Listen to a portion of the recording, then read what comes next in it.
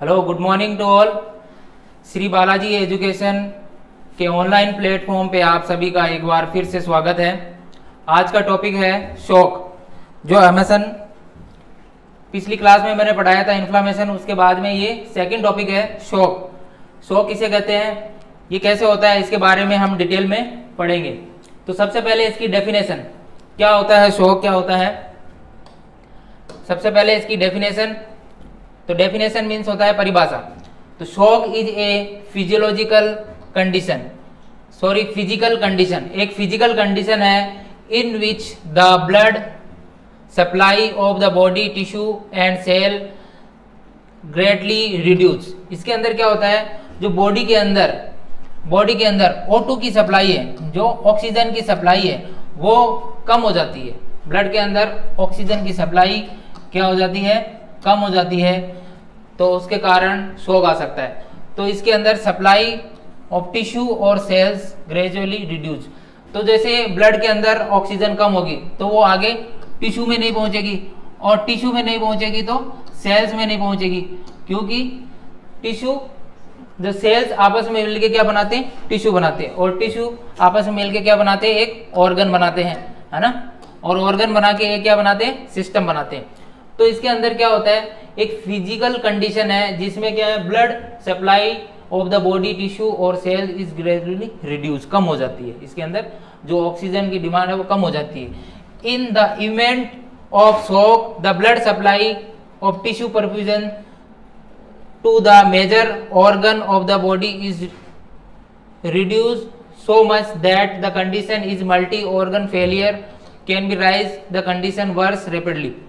इसका मतलब हुआ कि इस इवेंट के आने पे, शॉक के आने पे क्या होता है, ब्लड सप्लाई कम होने के कारण टिश्यू परफ्यूजन हो जाता है। तो मेजर ऑर्गन क्या होते हैं, ऑर्गन मैंने बताया था किससे मिलके बने होते हैं, टिश्यू से मिलके बने होते हैं। जब अगर ऑक्सीजन नहीं मिलेगी तो मल्टी ऑर्गन फेलियर का चांस रहता है, यानी ऑर्गन फेलियर हो सकते हैं, जैसे हार्ट फेलियर, लीवर फेलियर। अगर ऑक्सीजन प्रॉपर सप्लाई नहीं होगी तो ऑर्गन फेलियर का चांसेस रहता है, और ये वर्स कंडीशन हो सकती है, मतलब बहुत ही सीवियर कंडीशन हो सकती है ना, जिसे क्या है, ये कंडीशन बिगड़ती जाती है। The process of BP regulation in the body physiological of BP regulations, जैसे ये बताया है कि प्रोसेस ऑफ बीपी रेगुलेशंस कैसे होता है, ये physiology of the BP regulation, इसके बारे में अपन पढ़ते हैं। बीपी का रेगुलेशन कैसे करती है बॉडी, है ना, बीपी को कंट्रोल कैसे करती है। तो बीपी को कंट्रोल करने के लिए क्या होता है, routinely according to the need and nutrition need of different body part in the body. तो ये बॉडी की नीड होती है, न्यूट्रिशन नीड होती है, पोषण की नीड होती है ना, nutritional needs of different part in the body. तो जैसे जैसे डिफरेंट पार्ट होते हैं बॉडी के, उनको न्यूट्रिशनल नीड की जरूरत होती है। तो बीपी कीप द फ्लक्चुएटिंग, यानी बीपी ऊपर नीचे हो सकती है। फ्लक्चुएटिंग का मतलब हो गया इंक्रीज हो सकती है, बीपी कभी बढ़ सकती है ना। इंक्रीज होने को क्या कहते हैं, हाइपरटेंशन, हाइपरटेंशन बोलते हैं ना। और कम होने को क्या बोलते हैं, कम होने को बोलते हैं हाइपोटेंशन। तो बीपी इंक्रीज होना हाइपरटेंशन, और कम होना हाइपोटेंशन, ये दो कंडीशन होती है। तो ये न्यूट्रिशनल नीड के कारण, ऑक्सीजन की डिमांड के कारण, ब्लड में सप्लाई के कारण ये ऊपर नीचे होती है। तो बीपी किसे कहते हैं, बीपी तो एक होता है ब्लड द्वारा, ब्लड वेसल्स पे लगने वाला प्रेशर क्या कहलाता है, ब्लड बीपी कहलाता है ना। ब्लड द्वारा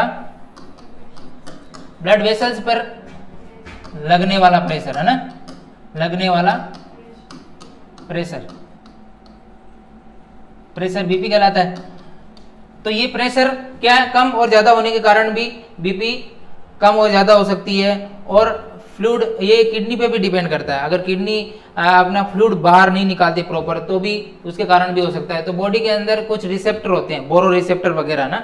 बोरो रिसेप्टर कहाँ होते हैं, ये हार्ट होता है, हार्ट के जो एरोटा निकलती है यहाँ से, एरोटा के इधर यहाँ पे क्या होते हैं, बोरो रिसेप्टर होते हैं, जो बीपी को क्या करते हैं, कंट्रोल करते हैं। तो the two major determinants in the process of regulation of BP is following situations. तो इसके अंदर क्या रहते हैं, दो मेजर डिटरमाइंस है ना। उसमें पहला है by a decrease and increase in cardiac output. जब कार्डियक आउटपुट कम होता है ना, कार्डियक आउटपुट बढ़ता है तो ये बीपी घटाता बढ़ाता है ना। जब कार्डियक आउटपुट कम होगा तो बीपी कम होगी, और ये बढ़ेगा तो बीपी ज्यादा होगी। तो कार्डियक आउटपुट पे डिपेंड करता है बीपी फ्लक्चुएट होना, ऊपर नीचे होना। बाय कॉन्ट्रैक्शन और एक्सपेंशन ऑफ ब्लड वेसल्स, मैंने बताया था ब्लड वेसल्स का प्रेशर है, जब अगर कॉन्ट्रैक्शन ज्यादा होगा और अगर रिलैक्स ज्यादा होगा, एक्सपेंशन ज्यादा होगा, तो उसके कारण भी क्या हो सकती है, बीपी घट और बढ़ सकती है। तो इसके कारण वेसोडाइलेशन और वेसोकॉन्स्ट्रिक्शन, जो वेन है, जो वेन रहती है ना, ये वेन है, इसके अंदर वेसोडाइलेशन का मतलब हो गया वेन का फैलना है ना, वेसोडाइलेशन यानी वेन का फैलना, और वेसोकॉन्स्ट्रिक्शन मतलब सिकुड़ना, तो उसके कारण भी बीपी घट या बढ़ सकती है। तो ये दो मेन रीजन हो गए है ना, एक तो कार्डियक आउटपुट के कारण और एक ब्लड वेसल्स के कॉन्ट्रैक्शन और एक्सपेंशन के कारण, यानी वेसोडाइलेशन और वेसोकॉन्स्ट्रिक्शन के कारण। ये हो गया बीपी की फिजियोलॉजी है ना, बीपी की physiology, the process of BP regulation in the body, physiology of BP regulation, इस तरह से बीपी रेगुलेट की जाती है। तो उसके कारण ये शॉक हो सकता है कि है ना, हाइपोवोलेमिया शॉक वगैरह क्या हो सकता है, जब बॉडी के अंदर फ्लूइड कम हो जाएगा तो वो हाइपोवोलेमिक शॉक वगैरह कहलाएगा। तो आगे वो डिस्कशन करेंगे। अब है शॉक के क्या रीजन हो सकते हैं, कैसे शॉक आ सकता है। तो सबसे पहला है कोज, कारण है ना, इसका मतलब है कोज का मतलब है कारण, क्या क्या कारण हो सकते हैं। तो सबसे पहला डिक्रीज ऑफ ब्लड सप्लाई, अगर बॉडी के अंदर ब्लड सप्लाई की कमी होगी है ना, ब्लड सप्लाई कम होगी तो क्या शॉक हो सकता है, हाँ ऑफ कोर्स हो सकता है ना। तो ब्लड सप्लाई की अगर कमी होगी तो शॉक हो जाएगा। तो कौन सा शॉक हो सकता है, हाइपोवोलेमिक शॉक हो सकता है। हाइपो का मतलब हमेशा कम होता है, हाइपो का मतलब कम और हाइपर का मतलब ज्यादा है ना। तो अगर ब्लड कम हो जाएगा बॉडी के अंदर तो शॉक हो सकता है, एक रीजन ये हो गया। और ब्लड कम कैसे हो सकता है, कोई भी एक्सीडेंट हो गया है ना, कोई भी एक्सीडेंट हो गया, कोई इंजरी हो गई, उसके कारण ब्लड सप्लाई कम हो सकती है। और भी बहुत सारे रीजन है, वो आगे पढ़ेंगे। डिक्रीज ऑफ कार्डियक आउटपुट, अगर बॉडी में कार्डियक आउटपुट कम हो गया, कार्डियक आउटपुट कम हुआ तो उसके कारण भी क्या हो सकता है, शॉक हो सकता है। तीसरा है सडन ड्रॉप ऑफ बीपी, अभी मैंने बताया था बीपी रेगुलेट करते हैं, लेकिन अगर बीपी ड्रॉप हो गई है ना, बीपी कम हो गई तो उसके कारण भी क्या होगा, शॉक हो सकता है। कैसे होगा, बीपी कम होगी तो ब्लड सप्लाई धीरे धीरे कम हो जाएगी, और कम होगी तो ऑक्सीजन की डिमांड भी कम होगी है ना, क्योंकि ब्लड ही तो ऑक्सीजन को लेके जाता है। कौन लेके जाता है, ब्लड ऑक्सीजन को लेके जाता है ना पूरी बॉडी में। ये क्या करता है, जो अपनी आर्टरी रहती है ना, आर्टरी रहती है वो क्या रहती है, O2 को लेके जाती है ना, और फिर बॉडी के अंदर पहुंचा के हर टिश्यू और सेल को पहुंचा के वापस वेन के द्वारा किस में आ जाता है, वेन के द्वारा वापस ऐसे सर्कुलेट करता रहता है और लंग्स के द्वारा ये बाहर निकल जाता है। इसके बाद में बोरोरिसेप्टर स्टिमुलेशन है ना। तो ये देखो सबसे पहले क्या होगा, डिक्रीज ब्लड सप्लाई, जैसे ही ब्लड सप्लाई कम होगी तो आउटपुट क्या होगा, डिक्रीज हो जाएगा। क्या होगा, आउटपुट डिक्रीज हो जाएगा, और उससे क्या होगा, आउटपुट डिक्रीज होगा तो क्या होगा, बीपी कम हो जाएगी। और बीपी कम होने पे एक बोरोरिसेप्टर होते हैं, मैंने अभी बताया था बोरोरिसेप्टर कहाँ होते हैं, मैंने बताया था ना अभी, बोरोरिसेप्टर होते हैं ना।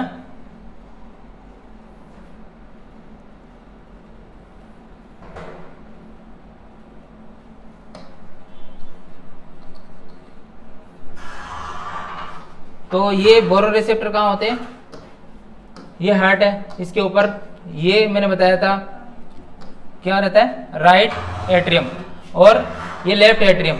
लेफ्ट एट्रियम से एक एरोटा निकलती है ना, एरोटा निकलती है, तो इस एरोटा के यहाँ पे बोरोरिसेप्टर होते हैं। यहाँ पे ये बोरोरिसेप्टर का क्या काम करते हैं, जब बीपी कम होती है, सडन ड्रॉप होती है, जब बीपी क्या होती है, कम हो जाती है, तो यहाँ पे बोरोरिसेप्टर होते हैं, वो क्या करते हैं, माइंड को संकेत देते हैं, जिसके कारण वो वापस बीपी को बढ़ाने के लिए फोर्स कराते हैं ना। तो बोरोरिसेप्टर एक्टिव होके स्टिमुलेट हो जाते हैं, और स्टिमुलेट होके सिंपैथेटिक सिस्टम, जैसे बॉडी के अंदर सिंपैथेटिक पैरासिम्पेटिक एक नर्वस सिस्टम है ना, नर्वस सिस्टम में आते हैं पैरासिम्पेटिक नर्व, और तो इस ये क्या करते हैं, stimulation of sympathetic system. Sympathetic system को जैसे ही स्टिमुलेट करेंगे तो क्या होगा, नैरोइंग ऑफ द आर्टरी। यहाँ पे क्या हो गई थी, यहाँ ब्लड सप्लाई के कारण क्या सडन ड्रॉप हो गई थी, तो अब वो आर्टरी को क्या करेगी, नैरो करेगी, तो BP back to normal, BP क्या हो जाएगी, वापस नॉर्मल हो जाएगी। इस तरह से बीपी क्या घटती बढ़ती रहती है।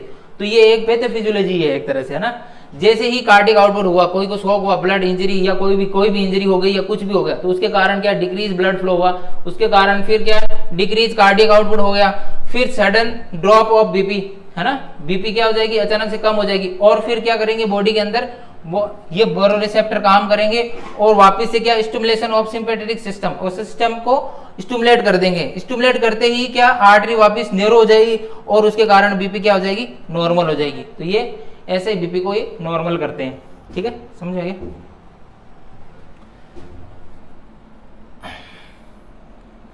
उसके बाद में है मेजर कॉज ऑफ शॉक, ये तो हो गया शॉक, अब है मेजर कॉज ऑफ शॉक, ठीक है। तो सबसे पहला कौन सा है, कार्डियक प्रॉब्लम के कारण हो सकता है। क्या कारण है, मेजर कारण क्या हो सकते हैं, शॉक के क्या कारण हो सकते हैं, ठीक है। तो ये प्रमुख कारण क्या हो सकते हैं, तो सबसे पहला है कार्डियक प्रॉब्लम।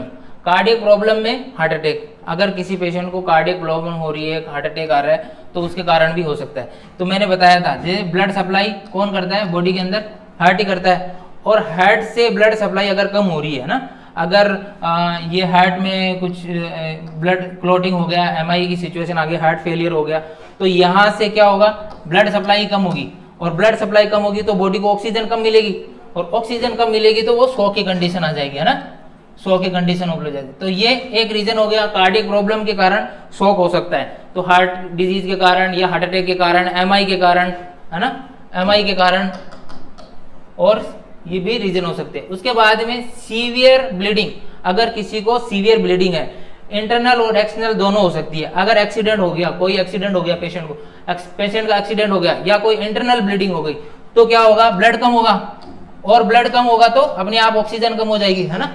तो ये एक दूसरा रीजन हो सकता है। उसके बाद में सीवियर डिहाइड्रेशन, डिहाइड्रेशन हो गया तो बॉडी के अंदर फ्लूइड कम हो गया, फ्लूइड कम हो गया तो अपने आप ब्लड के साथ में पानी भी रहता है ना, ब्लड पानी सब रहता है, पानी भी कम हो गया तो भी शॉक की कंडीशन हो सकती है। सीवियर डिहाइड्रेशन के कारण भी क्या हो सकता है, शॉक हो सकता है। उसके बाद में drugs that lower heart rate and BP, ऐसी ड्रग्स का यूज करना जो क्या कर देती है, हार्ट रेट को कम कर देती है। एचआर का मतलब है यहाँ पे हार्ट रेट, ठीक है, हार्ट रेट, और बीपी तो ब्लड प्रेशर, है ना, बीपी ब्लड प्रेशर। तो इसके कारण भी क्या हो सकती है, शॉक हो सकता है। जैसे हार्ट रेट कम हुई थी, अभी तो मैंने बताया था कि बीपी कम होने से भी शॉक की कंडीशन हो सकती है, हार्ट रेट कम होने के कारण भी हो सकता है। उसके बाद में सीवियर एलर्जी रिएक्शन, उसके कारण एनाफाइलेसिस शॉक हो सकता है। कोई भी रिएक्शन हो गई तो रिएक्शन होने के कारण भी शॉक उत्पन्न हो सकता है। उसके बाद में स्पाइनल कॉर्ड इंजरी, ये स्पाइनल कॉर्ड इंजरी, इसके कारण भी क्या हो सकता है, शॉक की कंडीशन उत्पन्न हो सकती है। इसको मैं स्पाइनल कॉर्ड इंजरी और एनाफाइलेसिस शॉक, इनको अपन आगे बढ़ेंगे इसके अंदर क्लासिफिकेशन के अंदर। ये मेजर कारण तो आपको पता चल गए। ये कितने कारण है, पहला कारण था कार्डियक प्रॉब्लम के कारण हो सकता है, दूसरा ब्लीडिंग के कारण हो सकता है, तीसरा डिहाइड्रेशन के कारण हो सकता है, और कोई भी ड्रग्स जो बीपी को कम करती है और हार्ट रेट को कम करती है उनके कारण हो सकता है। उसके बाद में सीवियर एलर्जी रिएक्शन के कारण हो सकता है, और स्पाइनल कॉर्ड इंजरी के कारण हो सकता है। ये मेन कारण हो गए, मेजर कारण हो गए, ठीक है। उसके बाद में नेक्स्ट है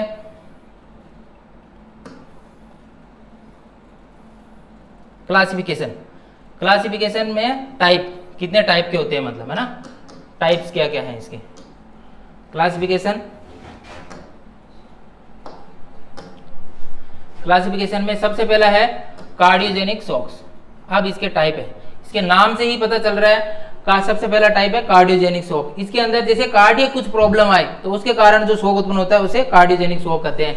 तो ये हो गया कार्डियोजेनिक शॉक। तो shock cause due to loss of blood supply to the loss of blood supply to the body due to heart disease और इंजरी या MI myocardial infarction is called cardiogenic shock.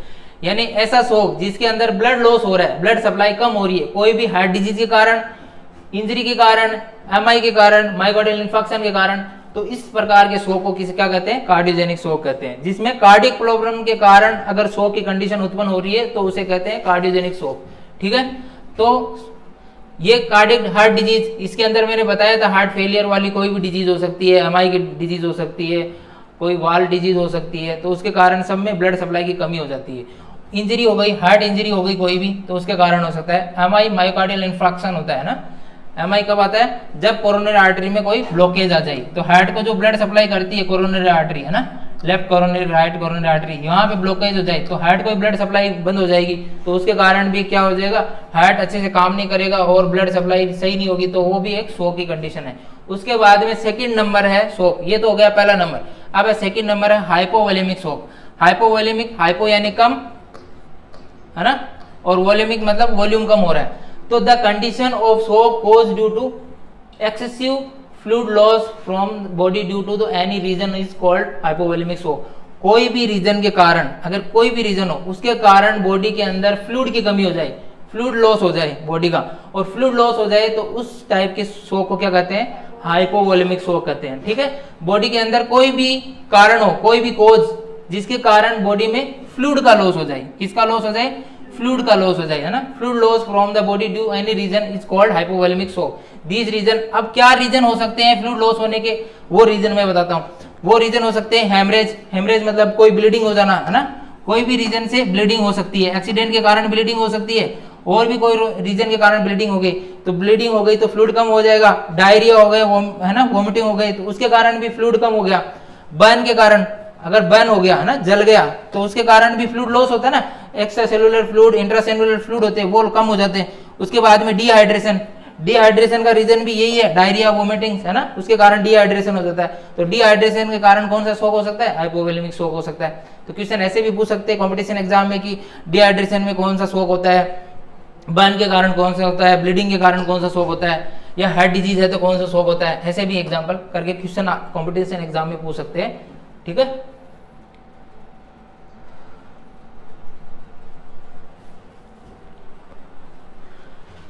उसके बाद में तीसरा है septic shock. तीसरा क्या है, सेप्टिक शॉक। तो septic shock is also called warm shock, इसको वार्म शॉक के नाम से भी जाना जाता है, वार्म शॉक, और बैक्टीरियमिक शॉक, बैक्टीरियमिक शॉक भी बोल सकते हैं। उसके बाद में एंडोटॉक्सिक शॉक भी बोल सकते हैं। इसके तीन नाम है, इसको वार्म शॉक के नाम से भी जाना जाता है, इसको बैक्टीरियमिक शॉक के नाम से भी जाना जाता है, और एंडोटॉक्सिक शॉक के नाम से भी जाना जाता है। Symptom of hypotension present in severe infection, इसके अंदर क्या होगा, हाइपोटेंशन प्रेजेंट रहेगी और सीवियर इन्फेक्शन रहेगा। इसके अंदर ये ऐसे सेप्टिक शॉक है, क्या है, इन्फेक्शन वाला शॉक है, इसके अंदर इन्फेक्शन हो जाता है मेनली, तो बैक्टीरियल इन्फेक्शन के कारण शॉक हो सकता है। वार्म शॉक, एंडोटॉक्सिक शॉक, कोई भी बॉडी के अंदर इन्फेक्शन हो जाता है जिसके कारण क्या हो जाती है, हाइपोटेंशन हो जाती है, यानी बीपी कम हो जाती है। हाइपोटेंशन का मतलब यहाँ पे है बीपी क्या हो जाती है, कम हो जाती है, तो उसके कारण तो शॉक की कंडीशन उत्पन्न हो सकती है। तो दिस कैन बी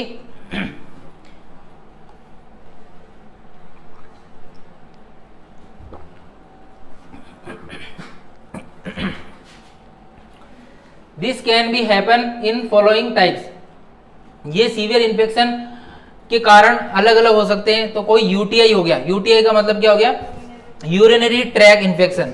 अगर यूरिनरी ट्रैक इन्फेक्शन हो गया, यूरिनरी ट्रैक इन्फेक्शन है ना, यूटीआई के कारण, इसके कारण इन्फेक्शन हो गया तो सेप्टिक शॉक हो सकता है। उसके बाद में आईवी लाइन इन्फेक्शन, जब पेशेंट को आईवी लाइन लगाते हैं ना, तो उसके कारण काफी दिन तक आईवी लाइन लगा के रखते हैं, तो उसके कारण भी इन्फेक्शन हो सकता है, तो वो भी सेप्टिक शॉक में जा सकता है। उसके बाद में आरटीआई का मतलब हो गया respiratory tract infection,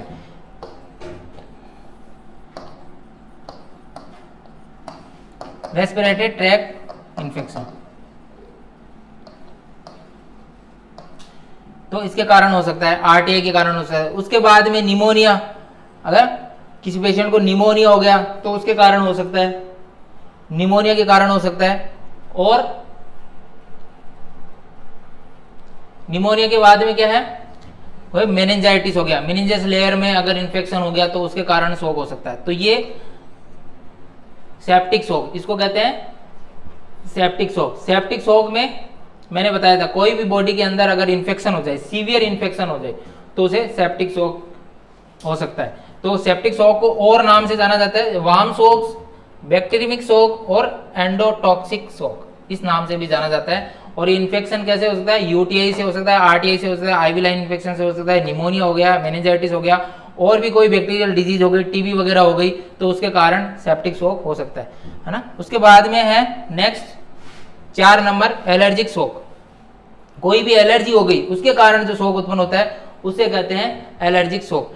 it is a condition of shock resulting from sudden severe allergy reaction, drug allergy या food allergy.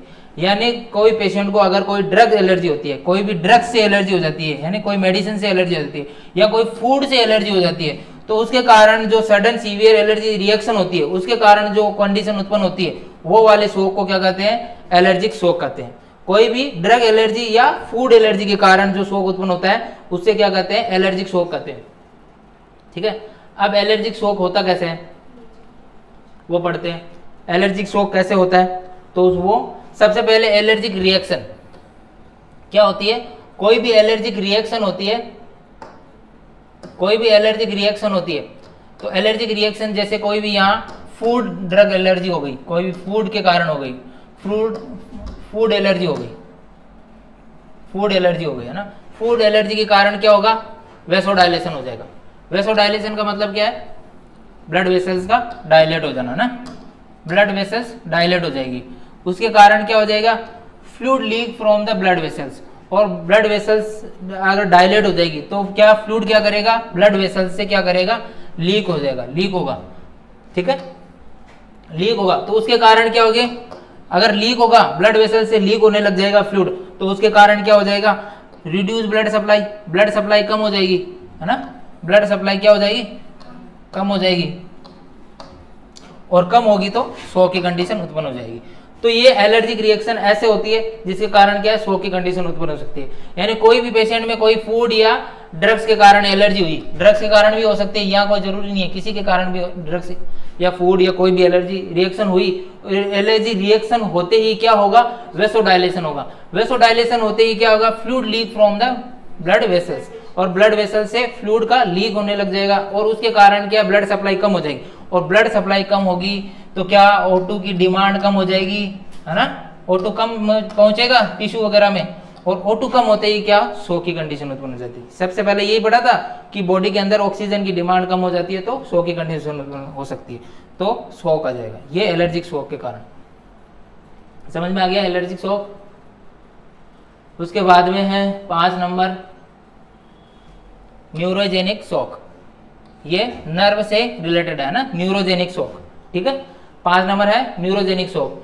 This is the shock cause by the injury to the upper spinal nerve above the 5th thoracic vertebra. Thoracic vertebra जो है उसके ऊपर about वाले उसमें injury हो गई तो क्या हो सकता है, शॉक की कंडीशन उत्पन्न हो सकती है। तो वर्टिब्रा पता है स्पाइनल कॉर्ड के अंदर रहती है ना, सर्वाइकल, थोरेसिक, वर्टिब्रा, लंबर है ना, ये सेक्रम, ये कॉक्सिस तक है ना। तो इसके अंदर अबव 5th थोरेसिक वर्टिब्रा से ऊपर अगर कोई इंजरी हो जाती है, अपर स्पाइनल इंजरी, नर्व इंजरी होती है, तो उसके कारण क्या, न्यूरोजेनिक शॉक की कंडीशन उत्पन्न हो सकती है। कोई भी स्पाइनल इंजरी के कारण न्यूरोजेनिक शॉक की कंडीशन क्या हो सकती है, उत्पन्न हो सकती है। तो उसके अंदर सबसे पहले क्या होगा, नर्व इंजरी होगी है ना, नर्व इंजरी होगी, कोई एक्सीडेंट हो गया किसी के कारण भी नर्व इंजरी हो गई, तो उसके कारण क्या होगा, स्टिमुलेशन ऑफ पैरासिम्पेथेटिक सिस्टम। मैंने बताया था एक होता है सिंपैथेटिक सिस्टम, एक होता है पैरासिम्पेटिक सिस्टम है ना, पीएनएस और पैरासिम्पेटिक सिस्टम, और एक होता है सिंपैथेटिक सिस्टम, सीएनएस इसको बोलते हैं ना। तो इसमें कौन सा, पैरासिम्पेटिक सिस्टम क्या हो जाएगा, स्टिमुलेट हो जाएगा, और ये स्टिमुलेट होता है तो क्या कर देता है, वेसोडाइलेशन कर देता है, और जब वेसोडाइलेशन होगा तो डिक्रीज क्या हो जाएगा, हार्ट रेट। जब ब्लड वेसल, ये वेसोडाइलेशन हो जाएगा, ब्लड वेसल्स क्या हो जाएगी, डायलेट हो जाएगी है ना, डायलेट हो जाएगी, ब्लड वेसल्स डायलेट हो जाएगी, तो क्या है, decrease heart rate, heart rate क्या हो जाएगी, कम हो जाएगी, हार्ट रेट क्या हो जाएगी, कम हो जाएगी, कम हो जाएगी है ना, हार्ट रेट कम हो जाएगी, और हार्ट रेट कम होगी तो वेनस डिक्रीज, वेनस रिटर्न, और ब्लड सप्लाई कम हो जाएगी। ठीक है, वेनस रिटर्न कम होगा तो शॉक की कंडीशन उत्पन्न हो जाएगी। तो क्या होगा, O2 की supply, O2 supply of shock, O2 supply of shock to the tissue, मतलब O2 सप्लाई की यहाँ क्या हो जाएगी, कम हो जाएगी, सीधी सीधी बात है ना। O2 सप्लाई कम हो जाएगी तो क्या हो जाएगा, शॉक की कंडीशन हो जाएगी, शॉक टू द टिश्यू, है ना, शॉक हो जाएगा, शॉक की कंडीशन उत्पन्न, यहाँ शॉक की कंडीशन उत्पन्न हो जाएगी, सीधी सी बात है। तो ये कैसे होता है, वापस पढ़ते हैं इसको। कोई नर्व इंजरी हो गई, नर्व इंजरी के कारण क्या होगा, stimulation of parasympathetic nerve system, ये एक्टिवेट हो जाएगा। ये एक्टिवेट होता है क्या करते हैं, ब्लड वेसल्स को डायलेट कर देगा, और डायलेट करते ही क्या हो जाएगी, हार्ट रेट क्या हो जाएगी, कम हो जाएगी, और उससे क्या डिक्रीज वेनस रिटर्न, जो वेनस रिटर्न ब्लड है, वेन का जो ब्लड है वो कम हो जाएगा, और ये कम होगा तो अपने आप ब्लड कम हो जाएगा, तो अपने आप क्या हो जाएगी, O2 सप्लाई का अगर कम हो जाएगी, और O2 सप्लाई कम होते ही अपने आप शॉक की कंडीशन उत्पन्न हो जाती है। ठीक है, तो ये हो गई शॉक की कंडीशन। इसके बाद में क्लिनिकल मैनिफेस्टेशन, मतलब है साइन सिम्टम क्या है, क्लिनिकल फीचर्स। क्लिनिकल फीचर्स के अंदर अगर किसी पेशेंट के अंदर शॉक की कंडीशन है, शॉक है किसी पेशेंट को शॉक है, तो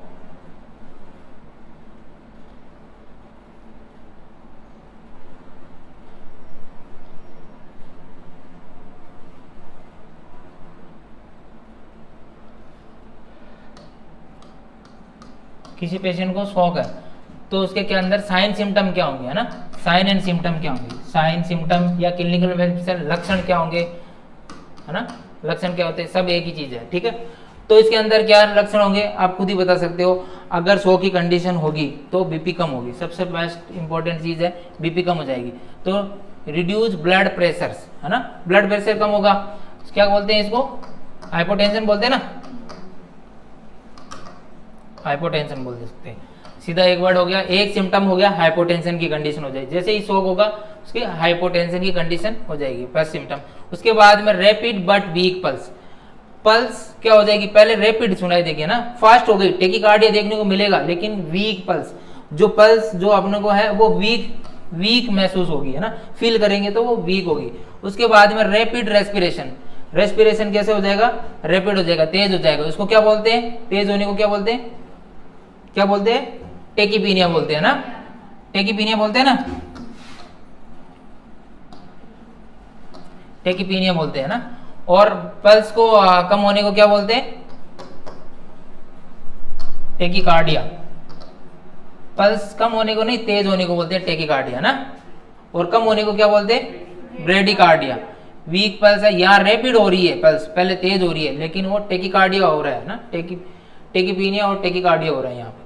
blue discoloration of the skin, अगर ऑक्सीजन कम हो गई तो साइनोसिस देखने को मिलेगा ना, साइनोसिस का मतलब हो गया ब्लू कलर की स्किन हो जाती है ना, ब्लू कलर की स्किन हो जाती है। स्किन का कलर कैसा हो जाता है, स्किन का कलर ब्लू कलर का हो जाता है,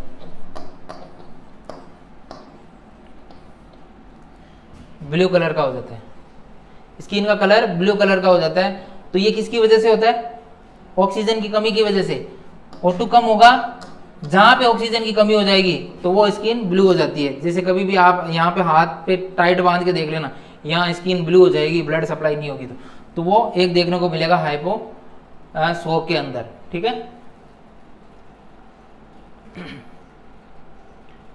उसके बाद में नेक्स्ट सिम्टम है कूल स्किन, पेल और कूल स्किन। कूल स्किन का मतलब हो गया स्किन ठंडी पड़ जाएगी, है ना, ब्लड सप्लाई की कमी हो रही है, हाइपोटेंशन हो रहा है तो स्किन क्या हो जाएगी, ठंडी हो जाएगी। उसके बाद में रिड्यूस यूरिनरी आउटपुट, अगर बॉडी के अंदर फ्लूइड कम हो रहा है ना, फ्लूइड कम हो रहा है तो यूरिन बनेगा क्या, यूरिन अपने आप कम हो जाएगा, है ना। तो हाइपोवॉल्यूमिक शॉक के अंदर क्या होगा, जब पेशेंट के अंदर फ्लूइड ही कम हो गया, डिहाइड्रेट है पेशेंट, तो उसका यूरिन आउटपुट कम होगा, है ना, यूरिन आउटपुट अपने आप कम हो जाएगा।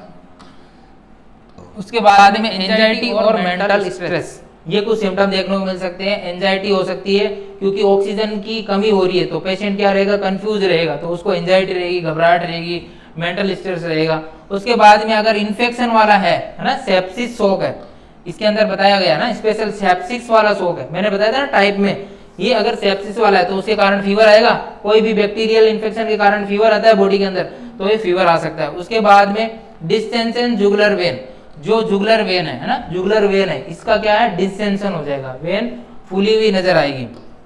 उसके बाद में ये किस में देखने को मिल सकता है ऐसा सिम्टम, ये कार्डियोजेनिक शॉक में देखने को मिल सकता है, क्योंकि कोई भी क्लोट के कारण ब्लड सप्लाई रुक जाएगी तो वो वेन्स वगैरह फूलने लग जाएगी ना। एक्सेसिव स्वेटिंग और इसके कारण भी हो सकता है। एक्सेसिव स्वेटिंग के कारण क्या होगा, अगर ज्यादा पसीना निकलेगा तो बॉडी के अंदर से फ्लूइड निकल जाएगा, है ना, फ्लूइड कम हो जाएगा ना जब ज्यादा पसीना निकलेगा बॉडी के अंदर, और फ्लूइड कम होगा तो हाइपोवोलेमिक शॉक की कंडीशन उत्पन्न हो सकती है। उसके बाद में चेस्ट पेन, चेस्ट पेन का कोई रीजन क्या हो गया, कार्डियोजेनिक शॉक के कारण हो सकता है ना। अगर कार्डियोजेनिक कोई शॉक है तो उसके कारण चेस्ट पेन होगा। कोई हार्ट डिजीज है उसके कारण क्या रहेगा, रहेगा ना। यहां तक आगे समझ में।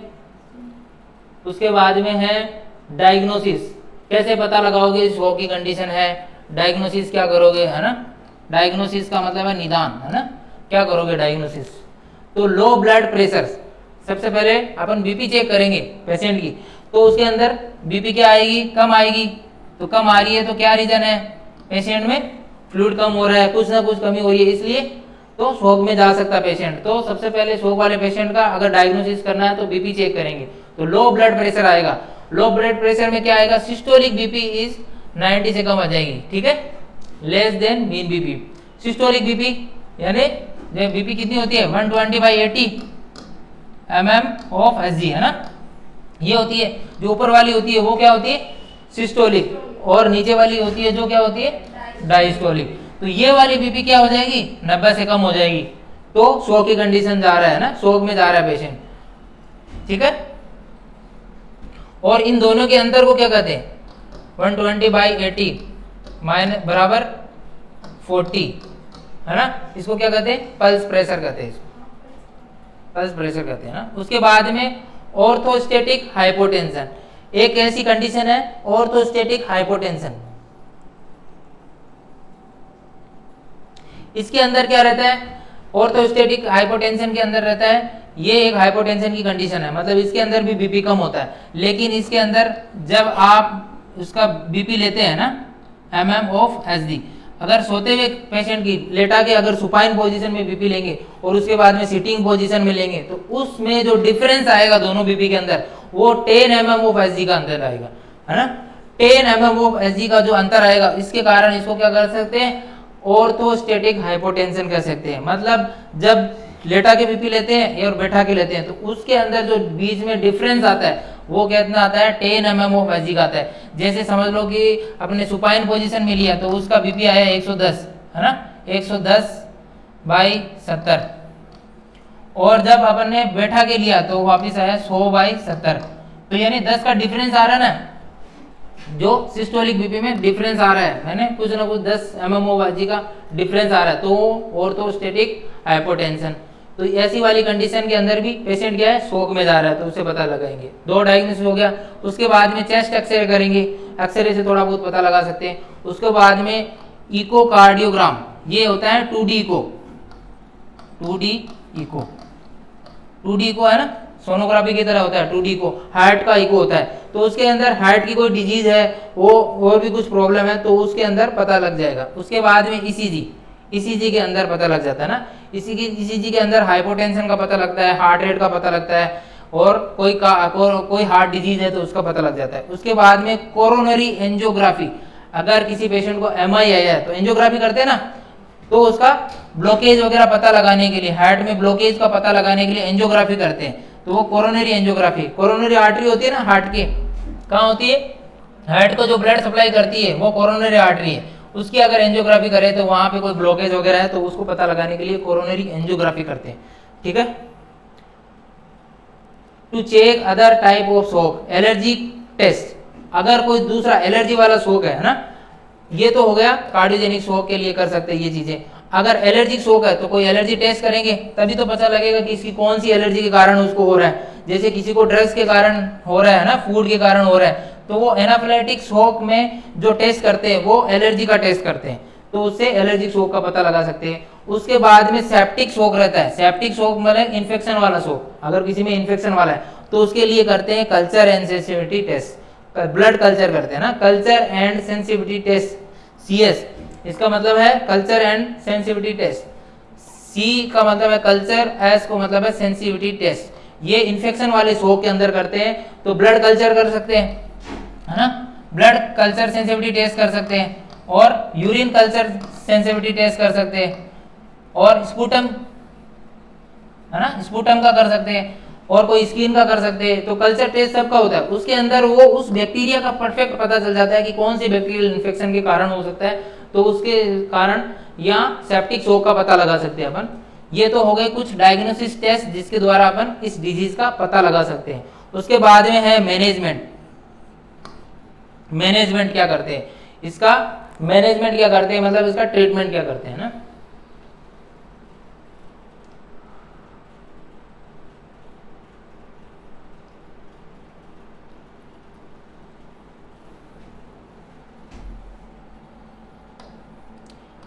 तो shock is an emergency, so when symptom are present it is necessary to start treatment immediately. जैसे ही शॉक का पता चले, शॉक क्या है, एक इमरजेंसी आपातकालीन कंडीशन है ना, इमरजेंसी कंडीशन है जिसके अंदर बीपी वगैरह लो हो जाता है, तो जल्दी से जल्दी क्या करना चाहिए, ट्रीटमेंट स्टार्ट करना चाहिए। Shock is a emergency, so when symptom are present, ऐसे कोई भी सिम्टम प्रेजेंट हो, कोई भी लक्षण प्रेजेंट हो, ठीक है, लक्षण अगर प्रेजेंट हो तो तुरंत क्या करना चाहिए, तो नेसेसरी जल्दी से जल्दी ट्रीटमेंट स्टार्ट करना चाहिए, है ना, इमीडिएटली उसका उपचार करना चाहिए, ट्रीटमेंट स्टार्ट करना चाहिए। क्या ट्रीटमेंट कर सकते हैं, the main point of treatment, है ना, अगर ऐसी कंडीशन है तो ट्रीटमेंट क्या स्टार्ट करते हैं, तो ट्रीटमेंट स्टार्ट करते हैं सबसे पहले O2 थेरेपी। ऑक्सीजन की कमी हो रही है, सबसे पहले यही बढ़ाया था। शॉक किसे कहते हैं कि बॉडी के अंदर, टिश्यू के अंदर, सेल्स के अंदर, सबके अंदर ऑक्सीजन की क्या हो जाती है, कमी हो जाती है ना। तो O2 देंगे सबसे पहले, ऑक्सीजन देंगे 100% by face mask. Face mask जो होता है मास्क के द्वारा लगा के 100% ऑक्सीजन देंगे उसको, पेशेंट को जल्दी जल्दी ऑक्सीजन देंगे। To reduce workload of supply heart muscles and doing, मतलब इसके अंदर क्या है, वर्कलोड जो हार्ट मसल्स का है वो कम हो जाएगा, जैसे जैसे ऑक्सीजन पहुंचेगी बॉडी को, है ना, हार्ट को, तो वो कम हो जाएगा और शॉक की कंडीशन कम हो सकती है। उसके बाद में IV infusion, IV infusion central line वगैरह डाल के दे सकते हैं, आईवी लाइन लगा के दे सकते हैं।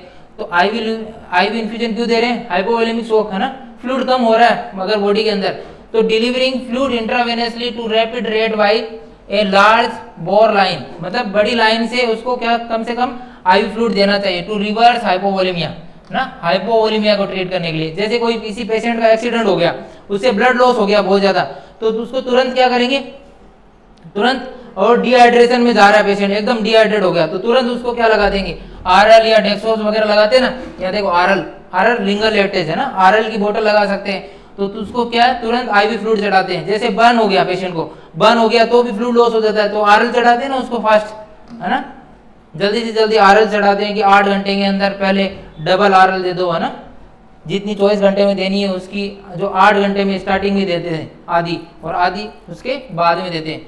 24 घंटे के अंदर जैसे 24 घंटे के अंदर जैसे 2000 ml देनी है ना, अगर बर्न पेशेंट को, तो उसमें से 1000 ml सिर्फ 8 घंटे में दे दो, कहने का मतलब है आधी उसकी सिर्फ 8 घंटे में दे दो, बाकी उसके कितने घंटे में, 8 घंटे माइनस कर देंगे तो कितने बचेंगे, 16 घंटे में, बाकी बचा हुआ 16 घंटे में दे सकते हैं, तो इसलिए 5 देते हैं। तो हाइपोवोलेमिया को ट्रीट करने के लिए सबसे बेस्ट क्या है, आईवी फ्लूइड देना, है ना, आईवी फ्लूइड देके उसको ट्रीट कर सकते हैं। उसके बाद में ड्रग्स, और कुछ ड्रग्स दे सकते हैं, जैसे कोई एक्सीडेंट हो गया, एक्सीडेंट जैसे ट्रांसफ्यूजन, वो प्लाज्मा और ब्लड लॉस हो गया बॉडी के अंदर, तो क्या करोगे, सीधा सीधा ब्लड चढ़ा दोगे या प्लाज्मा दे दोगे, है ना, तो डन भी है नेसेसरी। अगर किसी को ज्यादा ब्लड लॉस हो गया तो जल्दी से जल्दी ब्लड चढ़ा सकते हैं। उसके बाद में नेक्स्ट, समझ में आ रहा है क्या, उसके बाद में सेप्टिक शॉक। सेप्टिक शॉक के अंदर क्या करते हैं, सेप्टिक शॉक कौन सा शॉक होता है, इन्फेक्शन वाला शॉक, है ना, तो उसके अंदर क्या देंगे, एंटीबायोटिक देंगे, है ना, एंटीबायोटिक एज पर कोज, कौन सी कोज है, कौन सी बीमारी है उसके कारण ऐसे शॉक में एंटीबायोटिक देंगे। उसके बाद में एलर्जिक शॉक, एलर्जिक शॉक में क्या देते हैं, एलर्जी हो गई, कोई रिएक्शन हो गई, तो उसके अंदर बेनाड्रिल देते हैं, है ना, डाइफिनाइल हाइड्रामाइंस और मिथाइल प्रेडिसोलोन एपिनेफ्रिन, है ना, मिथाइल प्रेडिसोलोन और एपिनेफ्रिन। मिथाइल प्रेडिसोलोन क्या है, स्टेरॉइड है ना, ये भी कोई भी एलर्जी रिएक्शन हो जाए तो उसके अंदर मिथाइल प्रेडिसोलोन, कॉर्टिकोस्टेरॉइड या एपिनेफ्रिन, बेनाड्रिल ये दे सकते हैं। उसके बाद में शॉक की कंडीशन है ना, ये कार्डियक आउटपुट कम हो गया है तो क्या सकते हैं, डोपामिन दे सकते हैं। डोपामिन क्या करता है, बीपी को बढ़ाता है ना, ये डोपामाइन दे सकते हैं, एड्रेनलिन दे सकते हैं, ये कुछ इंजेक्शन आते हैं इनके, है ना, कार्डियोजेनिक शॉक के अंदर देते हैं। उसके बाद में न्यूरोजेनिक शॉक आ गया तो वैसोप्रेसिन दे सकते हैं ना, वैसोप्रेसिन ये क्या है, ब्लड वेसल्स को कॉन्स्ट्रिक्ट करता है, वैसोप्रेसिन। नेफिनेफ्रिन देते हैं ना, नॉन नेफिनेफ्रिन है ना, ये क्या करता है, ये भी बीपी को बढ़ाता है, ये भी बीपी को बढ़ाता है, इंक्रीज करता है। उसके बाद में एट्रोपिन क्या करता है, कार्डियक आउटपुट को बढ़ाता है ना, ये हार्ट रेट को बढ़ा देता है, एट्रोपिन हार्ट रेट को बढ़ाता है, कार्डियक आउटपुट को बढ़ाता है ना, तो ये न्यूरोजेनिक शॉक के अंदर देते हैं। उसके बाद में हाइपोवोलेमिक शॉक के अंदर मैंने बताया था अभी, क्या दे सकते हैं, सलाइन दे सकते हैं, saline infusion, multiple blood transfusion. या तो अपन सलाइन दे सकते हैं, कौन सी सलाइन दे सकते हैं, आरएल, डीएनएस है ना, डेक्सोज भी दे सकते हैं, डीएनएस दे सकते हैं। और ब्लड ट्रांसफ्यूजन, ब्लड चढ़ा सकते हैं, पीसीबी चढ़ा सकते हैं, और ब्लड चढ़ा सकते हैं, और प्लाज्मा चढ़ा सकते हैं अलग से। उसके बाद में है नर्सिंग मैनेजमेंट, ये तो हो गया मेडिकल, ये तो हो गया ट्रीटमेंट है ना, कौन कौन सी मेडिसिन दे सकते हैं। अब नर्सिंग मैनेजमेंट आप लोग क्या करोगे, नर्स क्या करेगी, है ना, नर्स क्या करेगी, सबसे पहले कहेगी perform ABC analysis of the patient immediately as per regularly monitor vital signs. क्या करेगी, मॉनिटर वाइटल साइंस करेगी। ABC क्या मतलब है, ABC का, हाँ, एयरवे, ब्रीदिंग, सर्कुलेशन। हाँ, एयरवे सबसे पहले हमेशा पेशेंट का एयरवे चेक करना चाहिए, उसके बाद में ब्रीदिंग उसकी, और उसके बाद में सर्कुलेशन। ये तीनों चेक करने के बाद में वाइटल साइंस, ठीक है, वाइटल साइंस में TPR, BP है ना, टेम्परेचर, पल्स, बीपी वगैरह, इससे क्या पता लगा सकते हैं, ये नर्स का काम है सबसे पहले। उसके बाद में the surrounding environment should be peaceful so that there a reduction of anxiety. उसके पास का जो इन्वायरमेंट है ना, वो वातावरण है, वो क्या रहेगा, पीसफुल, शांत रहेगा, तो पेशेंट की जो एंजाइटी है, घबराहट है, वो क्या हो जाएगी, कम हो जाएगी। तो ये भी एक रीजन है। उसके बाद में नेक्स्ट है patient should be given the right position. कौन सी देनी है, पेशेंट को राइट पोजीशन देनी है। और कौन सी पोजीशन दे सकते हैं, टेंडलनबर्ग पोजीशन दे सकते हैं, Trendelenburg position, so the O2 deficiency does not cause brain tissue death. Trendelenburg position कैसी होती है, इसके अंदर पेशेंट की कैसे थे, पैर थोड़े से ऊपर की तरफ रहते हैं ना, और सर थोड़ा नीचे की तरफ रहता है। इसमें ऐसे सर थोड़ा नीचे की तरफ रहेगा, पैर थोड़ा ऊपर की तरफ रहेगा, ये पोजीशन है ना, ये वाली पोजीशन के अंदर रहेगा पेशेंट, उसको बोलते हैं टेंडलनबर्ग पोजीशन। और उस पोजीशन से क्या रहेगी, जो ब्रेन में ऑक्सीजन की कमी है वो नहीं होगी, ब्रेन में प्रॉपर ब्लड सप्लाई होगी, जिससे क्या है, ब्रेन टिश्यू डेथ नहीं होगी। उसको रोकने के लिए क्या करते हैं, राइट पोजीशन देते हैं, टेंडलनबर्ग पोजीशन, ठीक है, उसको बोलते हैं टेंडलनबर्ग पोजीशन।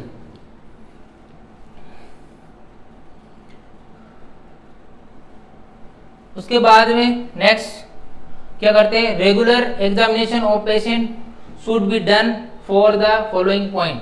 क्या है, रेगुलर एग्जामिनेशन करना है पेशेंट का, जो पॉइंट में दिए हुए हैं।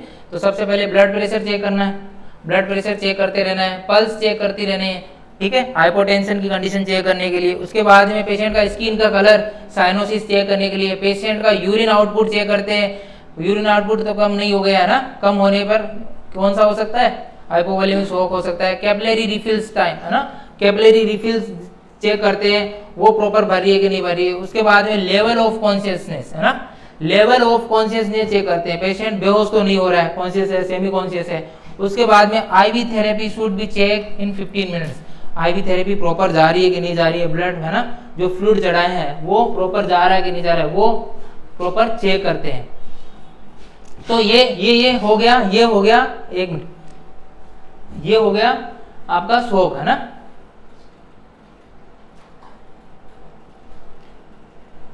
तो वापस एक बार रिवीजन करवा देता हूं स्टार्ट से, वापस एक बार रिवीजन करवा देता हूं स्टार्ट से। तो शॉक क्या होता है, shock is a physical condition in which the blood supply of the body tissue and cell is gradually reduce. इसके अंदर क्या हो सकता है, फिजिकल कंडीशन है जिसके अंदर blood supply of the tissue and cell greatly reduce, इसके अंदर ब्लड सप्लाई कम हो जाती है तो शॉक की कंडीशन उत्पन्न हो जाती है, जो मैंने पढ़ाया था। उसके बाद में BP regulation of the body physiology and regulation, क्या प्रोसेस क्या है, बीपी कैसे रेगुलेट की जाती है, तो उसकी प्रोसेस मैंने बताई थी कि बीपी जब भी कम होती है, डिक्रीज ब्लड सप्लाई कम होती है, तो उसके कारण क्या हो जाता है, कार्डियक आउटपुट कम हो जाता है, सडन ड्रॉप इन बीपी, और बीपी क्या हो जाती है, कम हो जाती है, और बोरोरिसेप्टर स्टिमुलेट हो जाते हैं, और वो क्या करते हैं, सिंपैथिक सिस्टम को एक्टिवेट कर देते हैं, उसके कारण फिर आर्टरी नैरो हो जाती है और वापस बीपी नॉर्मल आ जाती है,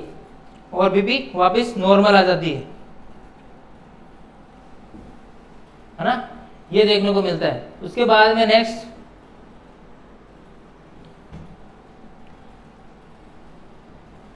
है इसके मेजर कॉज ऑफ शॉक, है ना, शॉक के क्या कारण हो सकते हैं, तो क्या कारण हो सकते हैं, तो उसके कारण हो सकते हैं, कार्डियक प्रॉब्लम हो सकती है, सीवियर ब्लीडिंग हो सकती है, सीवियर डिहाइड्रेशन होता है, ड्रग्स हो सकती है जो बीपी को कम करती हो ना, ड्रग्स बीपी को जो कम करती है, सीवियर एलर्जिक रिएक्शन के कारण हो सकता है, स्पाइनल कॉर्ड इंजरी के कारण होता है, ये कुछ प्रॉब्लम थी। उसके बाद में टाइप थे जो कार्डियोजेनिक शॉक कार्डियक प्रॉब्लम के कारण होता है, हाइपोवोलेमिक शॉक फ्लूइड लॉस के कारण होता है, और सेप्टिक शॉक कोई भी बॉडी में इन्फेक्शन हो गया तो उसके कारण हो सकता है, यूटीआई जैसे आरटीआई, निमोनिया, मेनिंजाइटिस शॉक। और उसके बाद में एलर्जिक शॉक जो एलर्जिक रिएक्शन के कारण होता है, food and drug allergy reaction के कारण हो सकता है। उसके बाद में तो नेक्स्ट था न्यूरोजेनिक शॉक जो नर्व इंजरी के कारण हो सकता है, स्पाइनल नर्व जो फिफ्थ थोरेसिक वर्टिब्रा से ऊपर हो उस इंजरी के कारण न्यूरोजेनिक शॉक होता है। इसके अंदर सिम्टम आपको देखने को मिले, बीपी कम मिलेगी, रैपिड और वीक पल्स देखने को मिलेगी, रैपिड रेस्पिरेशन देखने को मिलेगा, blue discoloration of the skin cyanosis देखने को मिलेगा, पेल और कूल स्किन देखने को मिलेगी, और रिड्यूस यूरिनरी आउटपुट, और आउटपुट जो होता है यूरिनरी वो कम हो जाएगा, मेंटल स्ट्रेस देखने को मिलेगा, एंजाइटी हो जाएगी, फीवर हो जाएगा, जुगुलर वेन डिस्टेंसेस हो जाएगी, और एक्सेसिव स्वेटिंग, चेस्ट पेन जैसे देखने को मिलेगा। उसके बाद में डायग्नोसिस कैसे पता लगाओगे कि शॉक है, तो बीपी इसके अंदर कम मिलेगी, तो सिस्टोलिक बीपी जो 90 से कम हो जाएगी। उसके बाद में ऑर्थोस्टैटिक हाइपोटेंशन जिसमें सुपाइन और सिटिंग पोजीशन के अंदर 10 mm/G का अंतर मिलेगा, चेस्ट एक्सरे द्वारा पता लगा सकते हैं, और 2D को द्वारा पता लगा सकते हैं, ECG के द्वारा पता लगा सकते हैं, कोरोनरी एंजियोग्राफी कर सकते हैं। सेप्टिक शॉक के अंदर अगर किसी को एनाफाइलेटिक शॉक है तो उसके अंदर एलर्जी टेस्ट करते हैं, और सेप्टिक शॉक है तो उसके अंदर ब्लड कल्चर करते हैं। उसके बाद में मैनेजमेंट के अंदर जल्दी से जल्दी पेशेंट को क्या लगाना चाहिए, ऑक्सीजन थेरेपी लगानी चाहिए, और इन्फ्यूजन के द्वारा आरएल वगैरह लगानी चाहिए। अगर कोई एक्सीडेंट हो गया है तो उसको ब्लड वगैरह यूज कर सकते हैं। सेप्टिक शॉक के अंदर एंटीबायोटिक देनी चाहिए, एलर्जिक शॉक के अंदर एलर्जिक मेडिसिन दे सकते हैं जिसमें मिथाइल प्रेडिसोलोन यानी प्रेडिसोलोन स्टेरॉइड वगैरह भी दे सकते हैं। उसके बाद में कार्डियोजेनिक शॉक है तो डोपामिन, डोबुटामाइन और एड्रेनलिन दे सकते हैं। न्यूरोजेनिक शॉक के अंदर क्या दे सकते हैं, वेसोप्रेसिन दे सकते हैं, एट्रोपिन दे सकते हैं। हाइपोवोलेमिक शॉक के अंदर आईवी फ्लूइड देना चाहिए, आरएल वगैरह दे सकते हैं। नर्सिंग मैनेजमेंट में क्या करेंगे, वाइटल साइंस चेक करेंगे, एबीजी एनालिसिस करेंगे, और उसको पीसफुल एनवायरनमेंट प्रोवाइड करेंगे, पोजीशन देंगे, टेंडरबर्ग पोजीशन देंगे जिसमें पेशेंट के पैर वगैरह थोड़ी सी ऊपर हो, और पेशेंट का वाइटल साइंस चेक करते रहेंगे, BP, pulse, skin colour, urine output, capillary refill time और level of conscious. Thank you so much. Class को ज़्यादा से ज़्यादा लाइक